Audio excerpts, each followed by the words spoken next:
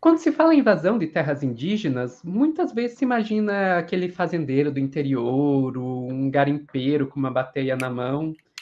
Mas e se eu te contasse que as grandes multinacionais é que estão por trás disso? Vem com a gente para aprender. De norte a sul, a história de exploração dos territórios indígenas se repete como nos tempos do descobrimento, mas agora com um novo tempero: o marketing global da sustentabilidade.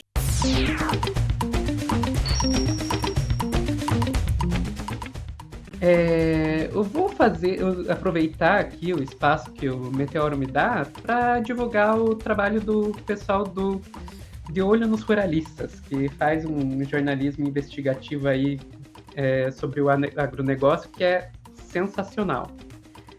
Eu estou acompanhando essa semana o lançamento que eles fizeram desse relatório aqui, né? Os invasores. Quem são os empresários brasileiros e estrangeiros com mais sobreposições em terras indígenas? Que o subtítulo já é autoexplicativo, né? Mostrar quem são os empresários que estão invadindo, né, as terras indígenas. Nesse trabalho, eles analisaram mais de 500 fazendas sobrepostas a terras indígenas e mostraram que tem, inclusive, multinacional do mundo inteiro envolvida nisso aí. Vamos ver um pedacinho aqui do vídeo de divulgação deles. Falam em sustentabilidade, mas promovem o desmatamento em terras indígenas e a violência contra as etnias. O relatório Os Invasores, produzido pelo De Olho nos Ruralistas, identificou 1.700 sobreposições de fazendas em 213 terras indígenas. Bancos, fundos de investimento, grandes produtores de soja, gado, cana, madeira, frutas, formam uma cadeia global que incide nas terras de quem mais preserva o planeta. As sobreposições têm digitais dos E isso é importante notar, né, que a maior parte das terras preservadas no Brasil e no mundo são de povos indígenas, povos originários, né? Se dependesse dos aspas, muitas aspas aí, civilizados, a gente já estava ferrado. 5 continentes e das 5 regiões brasileiras. Somam 1.180.000 hectares. É o tamanho do Líbano, o dobro da Palestina.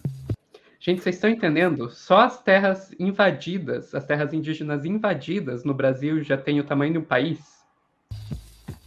Essas digitais são do capital, não apenas de fazendeiros locais medievais. E tem nome grande nesse leque, da estadunidense Bunge à francesa Lactalis, do grupo japonês Sojitz, a norueguesa Subsea, do fundo de investimentos Budabala, a um sheik dos Emirados Árabes. Tem os donos da Ambev. Então aí é só citando algumas das muitas empresas que estão lá, né? Então, eles vão nos contar aqui nesse relatório também que 55% das terras indígenas invadidas são usadas para pecuária e 34% são usadas para plantar soja. Então, você já vê aí, isso aí dá quase 90% mais 90%, na verdade, se você considerar os decimais, dá um pouco mais de 90% das terras só para gado e soja. É isso. E são aí os grandes grupos do agronegócio que estão por trás disso. Que Marauê Caiabi falou com este observatório sobre a realidade apontada pelo dossiê Os Invasores, diretamente do Mato Grosso. Pelo que eu sei agora, tem fazendeiro lá dentro, uma plantação de soja, e tem daquela área da região lá, tem madeireiro, sim, tirando madeira. Então, tem invasão, sim. Lá, a sobreposição é com a SLC Agropecuária, a maior empresa brasileira do agronegócio. Do agro, esse que esconde a palavra negócio e seus tentáculos violentos. Né? O agro é pop, o agro é tech, o agro é tudo e o agro é invasão. Mas, enfim, e é muito engraçado a gente pensar que é um ponto que esse relatório vai trazer bastante, que muitas das empresas que estão envolvidas aí nessas invasões têm toda uma questão de marketing voltada à sustentabilidade, voltada à responsabilidade social.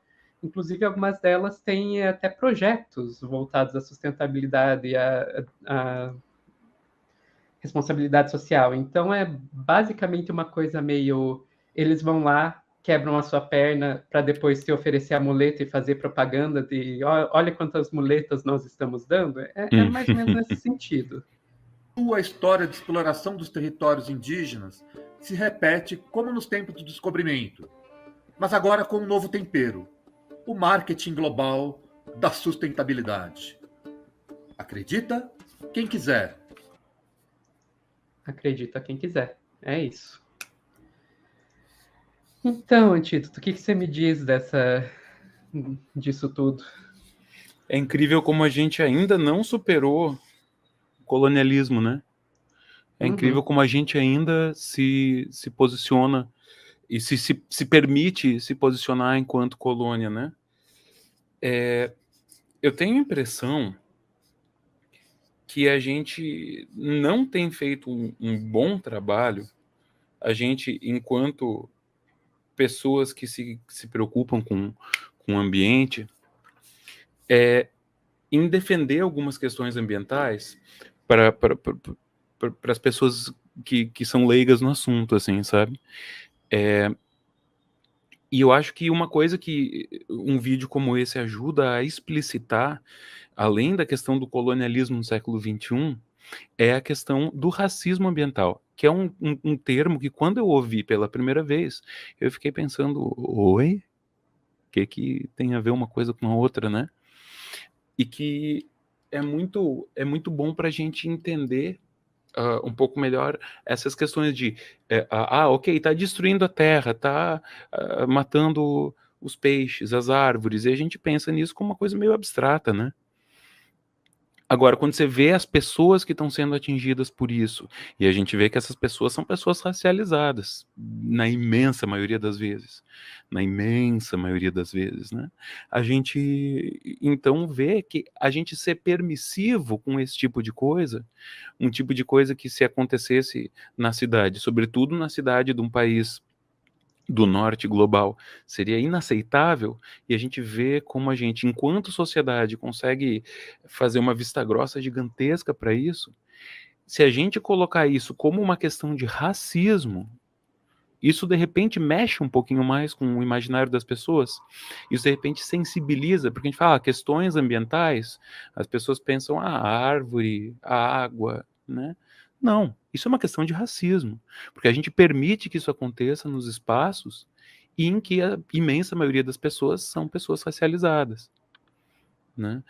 É incrível como quem mais permitiu, e o governo Lula até hoje não conseguiu resolver isso, porque é uma coisa que leva tempo, as ações levam tempo para repercutir, mas a gente permitiu ter um governo que permitiu a destruição, como nunca antes aconteceu, dos nossos recursos ambientais e das pessoas que vivem e dependem desses recursos de uma forma tremendamente racista, certo? E em nome de um governo que se diz nacionalista, mas que, na verdade, foi quem mais permitiu esse colonialismo do século XXI. Sabe? Então, assim, é claro que é horrível, é revoltante ver o Bolsonaro batendo continência para a bandeira dos Estados Unidos. Mas isso aqui é uma outra consequência desse mesmo colonialismo que é muito, muito, muito pior, né? Então, eu acho que a gente poderia começar a pensar nessas questões ambientais relacionadas com agro, relacionadas com essas multinacionais que vêm para cá explorar a gente, para tentar fazer pontes com o imaginário das pessoas que não estão verdadeira e profundamente engajadas nisso, a partir de questões como colonialismo e a partir de questões como o racismo ambiental, de como a gente permite essas questões acontecerem porque a gente está vivendo num racismo institucionalizado e que se reflete nessas questões.